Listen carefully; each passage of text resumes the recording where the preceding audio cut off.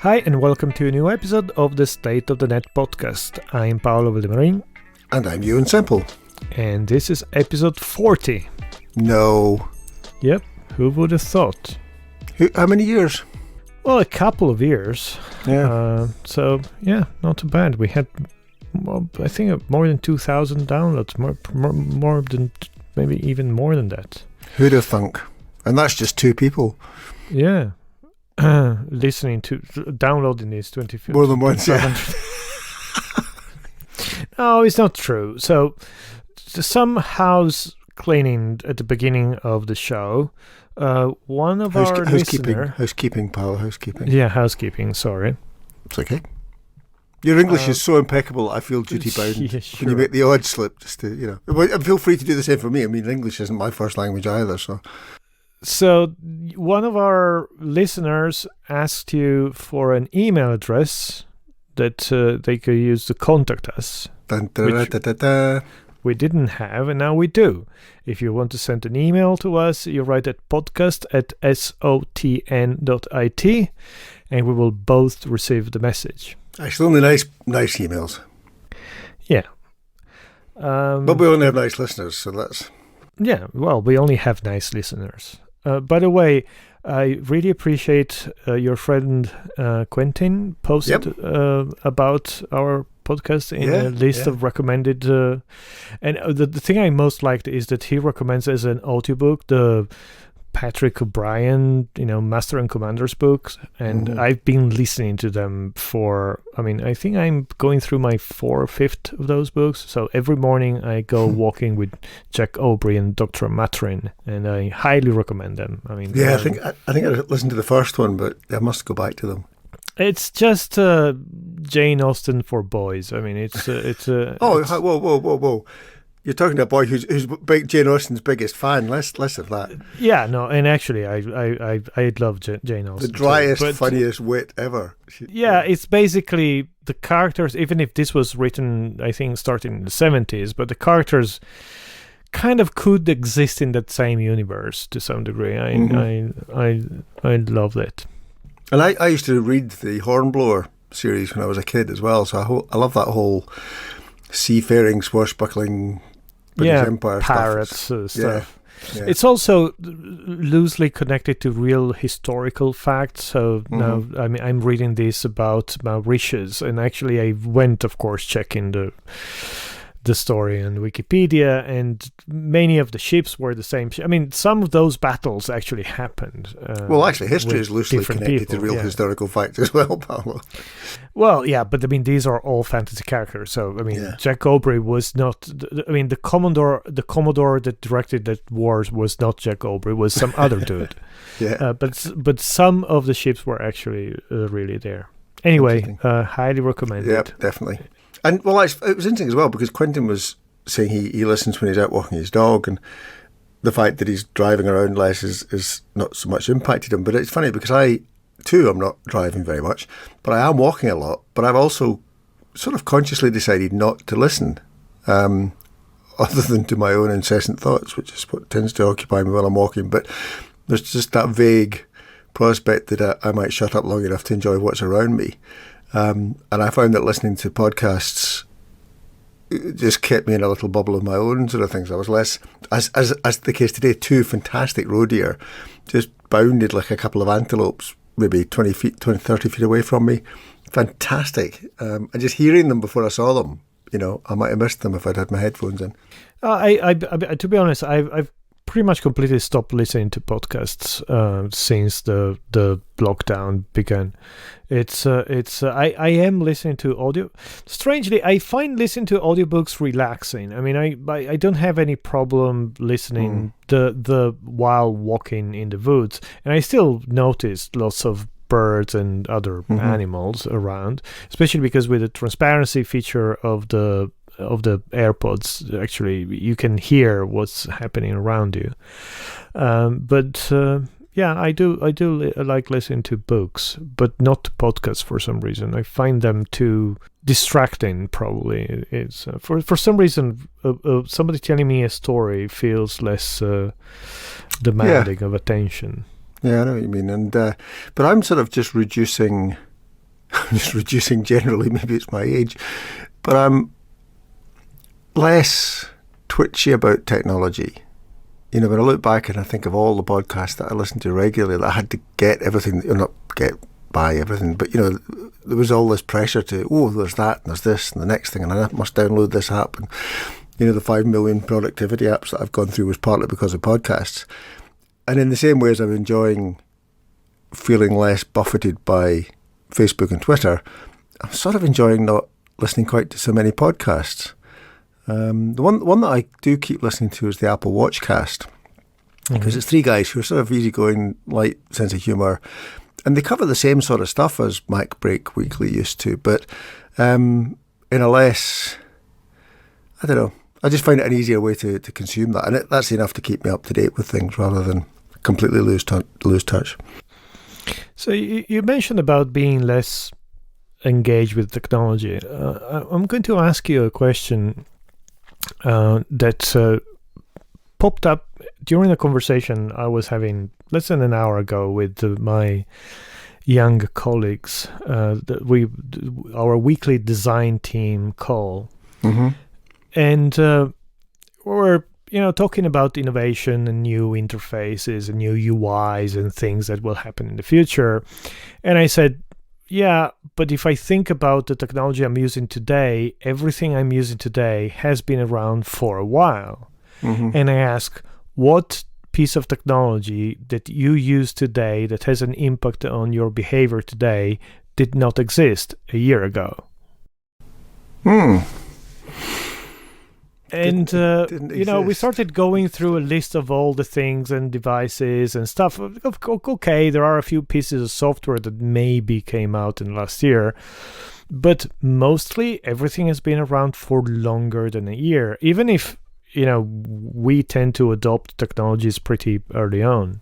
And I mean, the one thing, the one piece of technology which did not exist a year ago, and that I am eager to that actually you already tried, which I find quite fascinating, is the vaccine.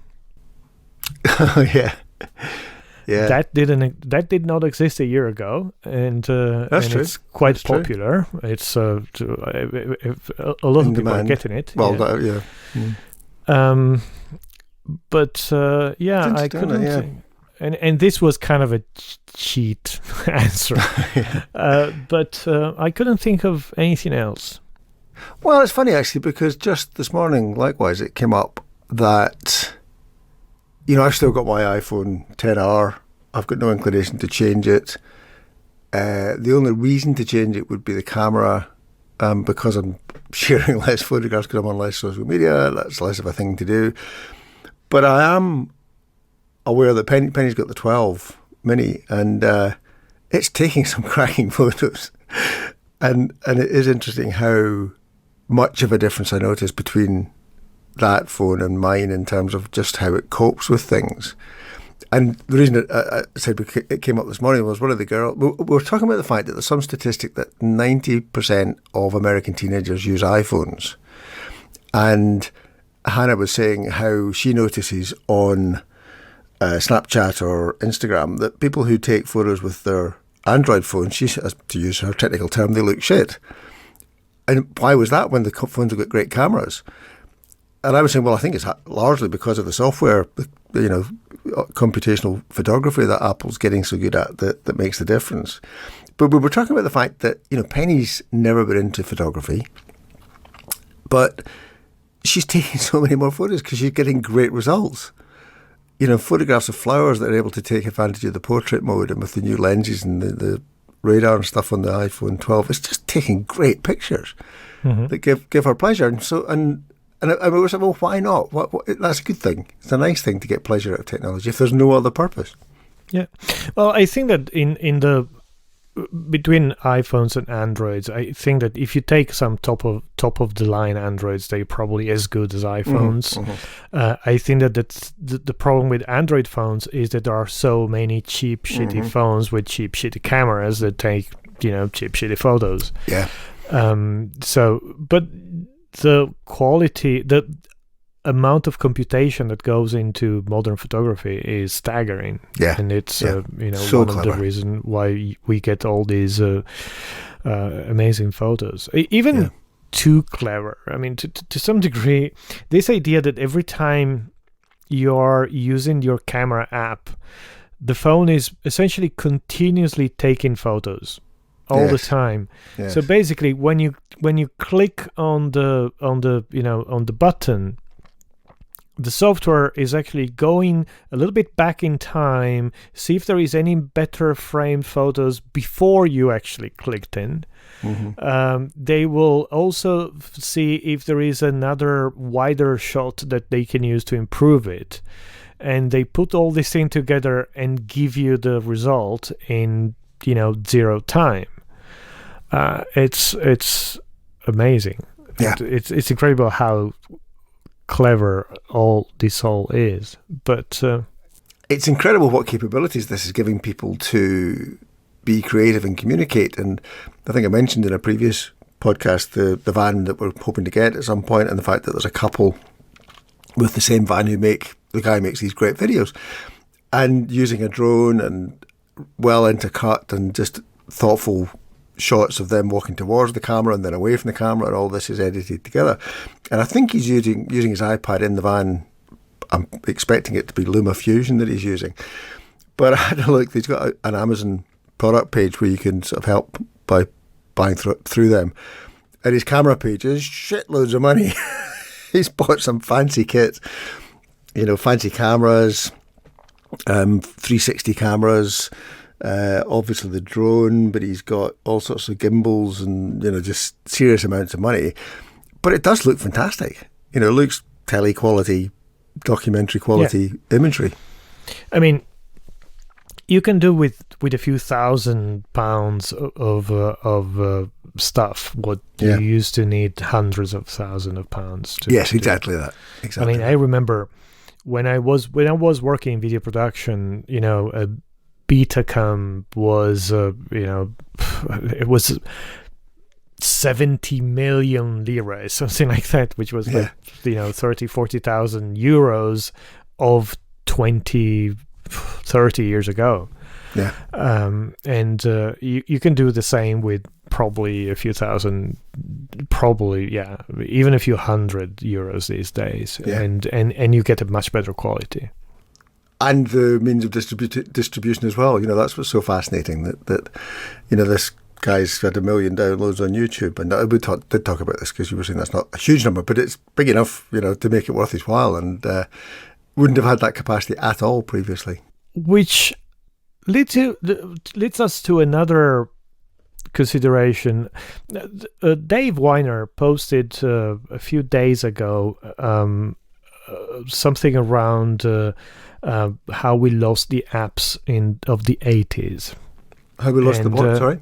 The apps, the applications of the 80s, and he's basically saying how there used to be this thriving ecosystem of applications for Macs and PCs that you would buy and use, and these days there is a lot of software out there, but there isn't enough. And at some point then he moved the conversation to text editors, and he's saying, most text editing these days is bad. And I was thinking about it, and I mean, okay, I agree with the fact that we are surprised when today in a text editor you can do something like adding a link or for example, I was taking notes. That's bollocks. Well, I mean, I was taking notes about this show, and on the Apple Notes app, and there is no way for me to add a link to the text there. I can paste a link, but I cannot select a word and add a URL and make it a hot link. Well, yeah, but just because the Notes app doesn't do it doesn't mean there aren't apps. I mean, there's gazillions. There's more text apps now than ever before, especially on iOS. And some of them are fabulous, things like Drafts and all the other Markdown apps that you can script, that you can make it do pretty much anything you want to do. and then all sorts of actions and things you can take with the text you created. iWriter, OneWriter, Ulysses. Yeah, and then you need to copy and paste it in a web browser if you want to post it somewhere. No. Well, perhaps many if you're of them lucky, post directly into WordPress or Squarespace. Into WordPress, which is the only platform that actually has an API. Squarespace doesn't. Yeah, you're right. Yeah. I mean, you can't do it to Squarespace. You can't do it to Facebook or Twitter or any of those. See that? Yeah, I totally agree. But then that's the problem with the web services are the problem, links. not the text editors. Well, okay. The problem is that the state of text editing is pretty poor, considering how far we have come. Disagree. It's never been better. It's never been better. And in fact, drafts have just got a new set of what they call it, where you can show the coding. There's different types of what's the word? Light filters that allow you to color and code the different elements of the text, so that you can use it for coding and other things. And there's of course the other text editor for coders that's on the iPad, and then there's BB Edit on the Mac. Okay, that's been around forever. But it's obviously pressed a button for me. It just seems completely the opposite to my experience. That there's never been more and they've never been better. I must say that I'm not happy with the state of managing my text. Is the fact that I mostly use Notes because I like writing on my iPad, and there's a place where I can actually mix stuff I write on my iPad. There are a few other apps, but they don't exist on the Mac, so I can't synchronize to my Mac. In any case, if I want to take anything from this to any other service, I need to copy and paste it, and then it loses shit as I copy and pasted it. It's clunky. Right. No.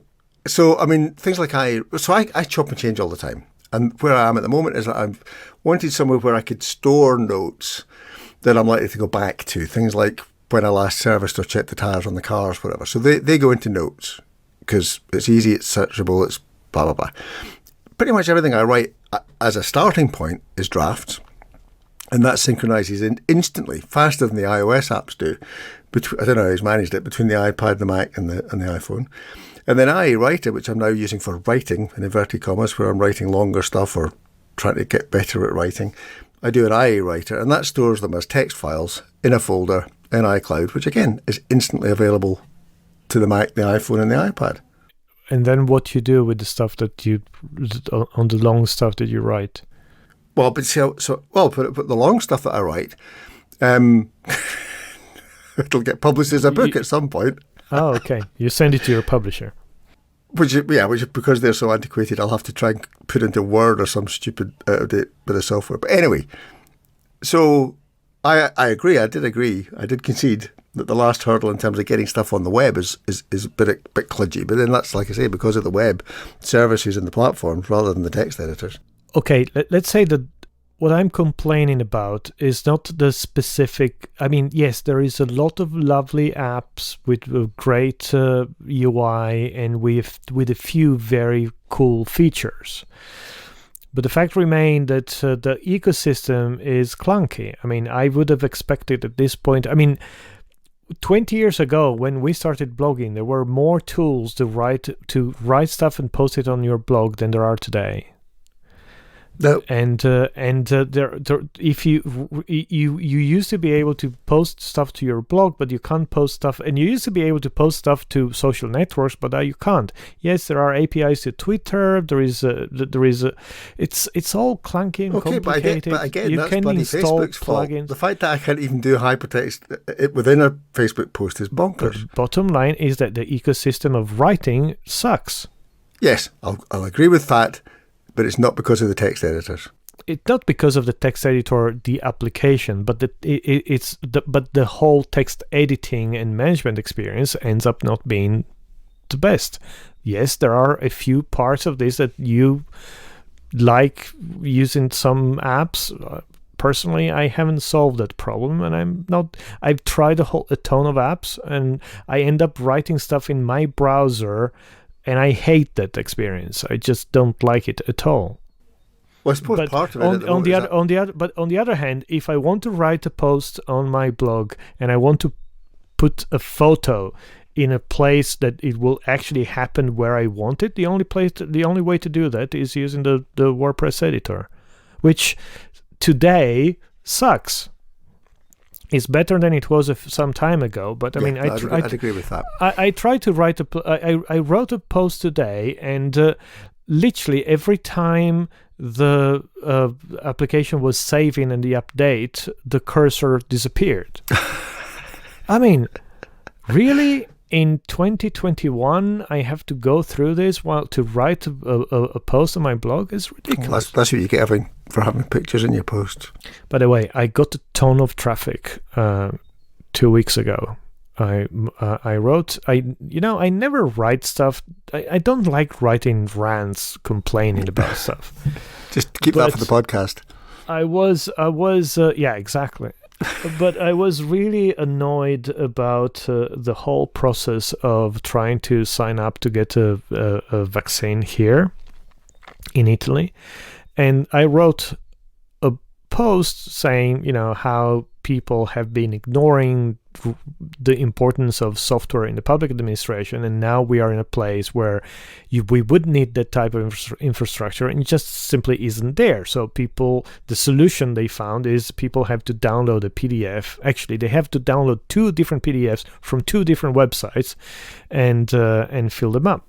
And yes, of course, the problem is bureaucracy, but I think that there is also a problem in the people that were developing this technology that have been average, people, and I know some of these guys for the last 40 years. Yeah. Anyway, I titled this "Shitty Software Kills People," and it ended up getting linked on Hacker News, and I got more traffic in 2 days than I got in the previous 6 years. Have any nutters, either any nutters or the government or the mafia got in touch? No, I didn't name any names, so smart move. And in any case, I wouldn't get the vaccine in Italy anyway. I'm registered with the NHS, so I'm fine. Yeah, but it's interesting, isn't it? So I rant regularly, not online, but to the kids about all sorts of services that are just in various stages of, disbelief. Did nobody use this bloody thing before they put it on the web? And just inconsistencies, archaic practices like PDFs that you have to fill in, and don't even start me on people whose whole life has been devoted to writing Word documents and they still can't manage to create one that you can tab between the input fields.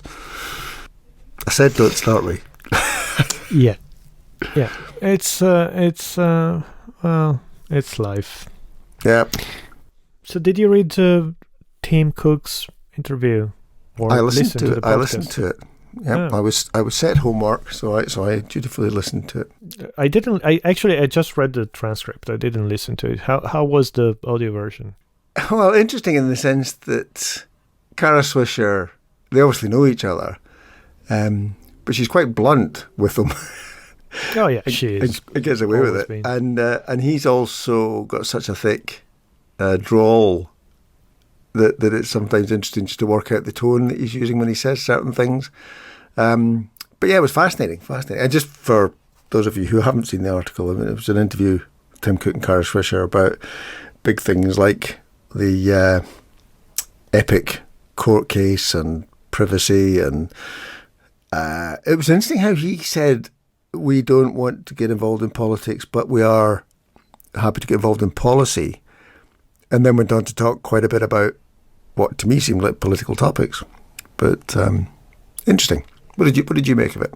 I mean, I didn't find any I didn't find anything newsworthy, to be honest. It was interesting, but it was all stuff more or less I've already heard about. I think that the aftertaste of the whole thing was how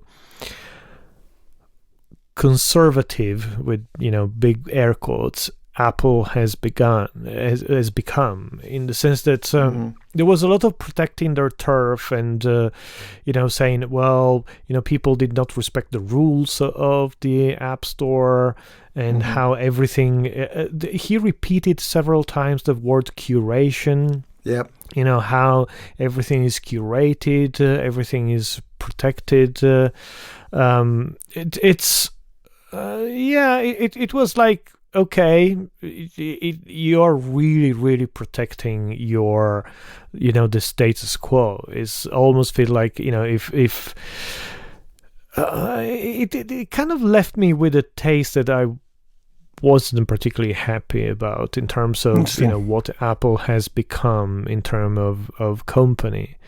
And yes, they're doing good things. They're doing good things for the good reasons. But at the same time, they're not. I mean, of course, they're not the small company. I was going to say that's what comes with being massive and having such a huge impact on people, I guess. Exactly. So you basically need to start to move very, very cautiously, because you just can't, because you cannot move fast.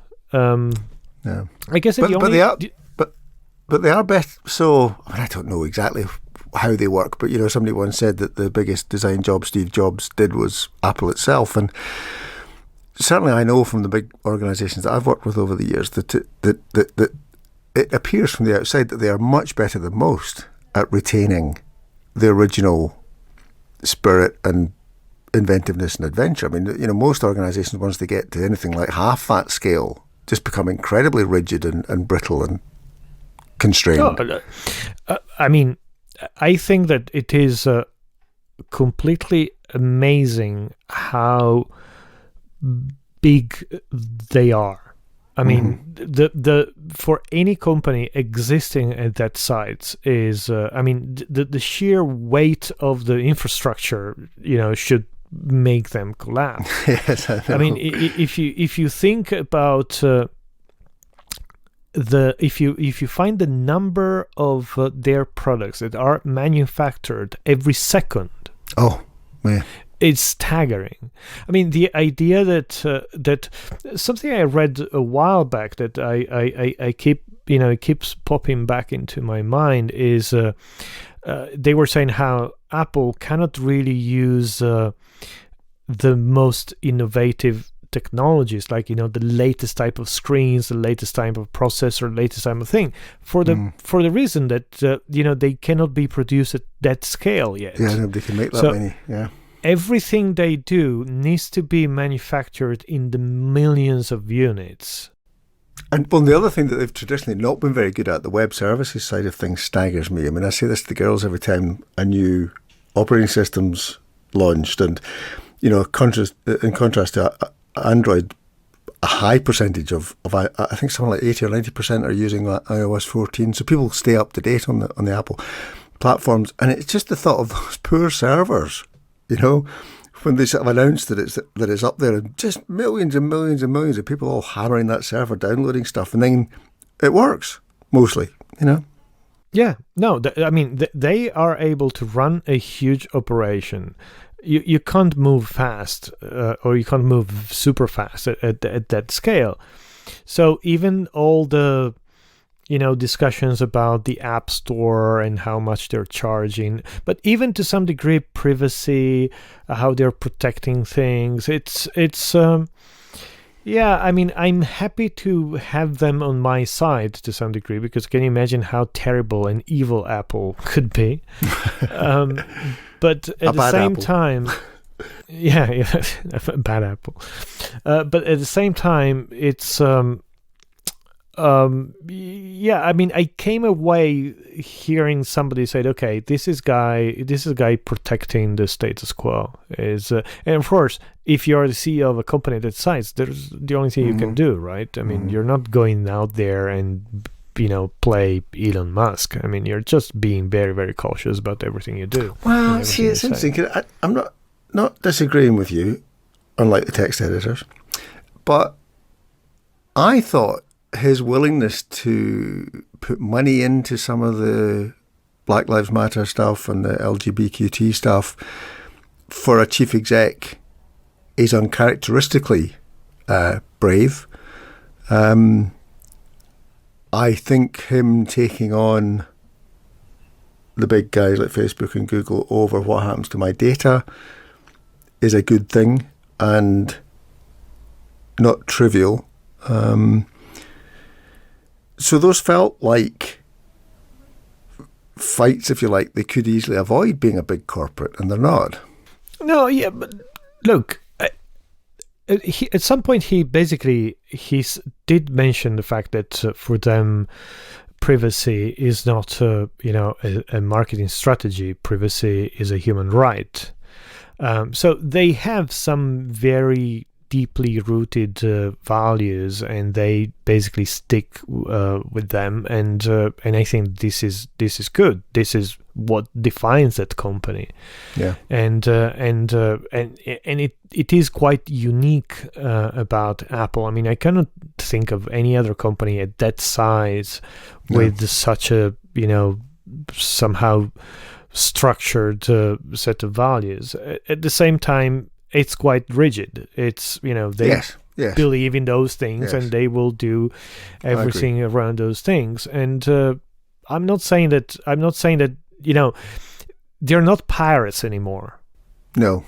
If you remember, they used to fly the pirate flag on their buildings, and they used to challenge the status quo. Today, they are the status quo, or a big part of it. And it's interesting because everything they do is politics and not just policies. I mean, when you move a company of that size, you can't say that you're not into politics. No, totally. I mean, the amount of money that they spend alongside with Apple, with Google and Facebook and the others in lobbying in Washington and all around the planet is amazing. And that struck me as interesting about the interview as well, when she asked sort of how he made the decision to get involved in certain things. And it made me wonder, gosh, how much is he able to, or is it appropriate for him to make decisions? I thought that was quite interesting listening to the interview as well. Because again, in many organisations, these things just become buried under lawyers and policy and comms people, and trying to work out what's meant to happen is really hard. And I found myself wondering, gosh, does he sit in the room with the board and thrash these things out, or does he have his own gut instincts that he follows? Or it was interesting.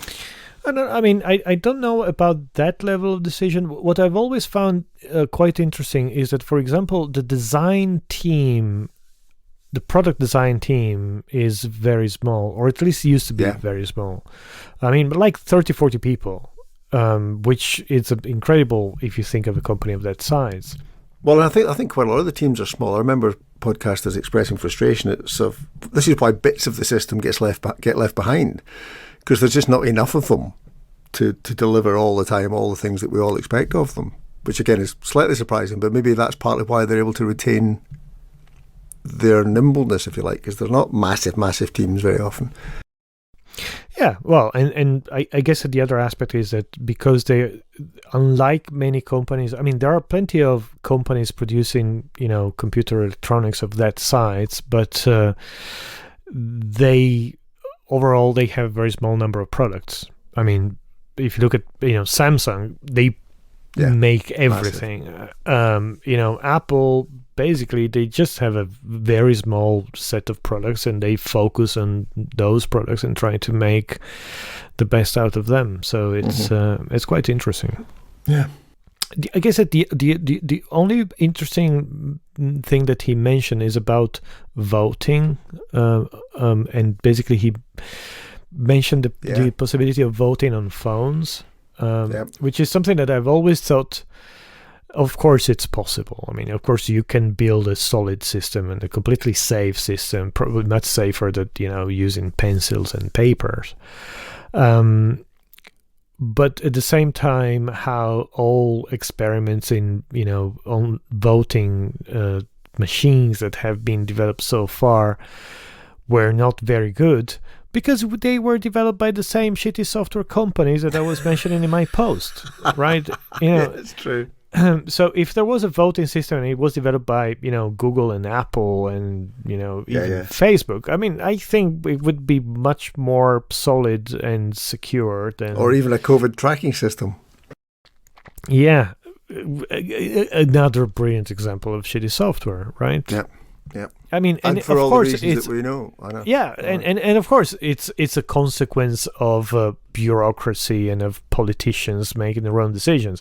But you end up having shitty software, which is a bad thing in my mind. Yeah. So, but speaking of good software, or at least good web services, and I promise the listeners I won't go on and on and on about this campervan we're about to buy. Well, I might, but I'll just say sorry now. But it's just opened up this whole world of apps and web services around finding safe and good places to park, or public toilets, or all sorts of things that you don't really know you need until you start moving around in a small house. And it's the way, it's what the internet was for. Unleashing the world's nerds on a particular topic to the considerable advantage of everybody else who follows them down that path. It's just joyous how much information I'm able to pick up. But of course, that's all I've got to do at the moment. I can't drive the bloody thing, so I might as well read about and fantasize about it. But there's so much scope. Who knew? I guess it's where the internet is still interesting is in niches. Yeah. Is when you have a niche small enough where you really have experts and conversations and this communality, then it gets interesting. And it's when you go mainstream, when you go to the generalistic stuff and mass. Yep. The mass doesn't. I mean, if the internet, the good internet doesn't scale, or at least so far. So I was getting wound up about this the other day. Somebody got in touch. People think because I was involved in digital stuff and I was at the BBC and I was there at the time when BBC Online started, that somehow I was involved with it. And I just had no time for it at all at the time, and I still have no time for BBC Online at all, because it's mainstream media, mass media, sort of just doing the web badly. I might download the odd recipe from BBC Good Food, but then that's what the internet was for me to be able to dip into a service, pick out a bit of information and go away with it. Not to sit and wade my way through managed public service bollocks websites. And it's the same thing, isn't it? It's just I think social media, anything with the word media in it was where the internet went wrong. And on that note... So there.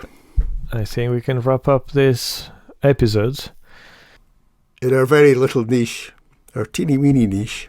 Yeah, our little niche. Our teeny high quality niche, yep. Yeah, the best quality niche. Thank you very much for listening. See you next time. Bye.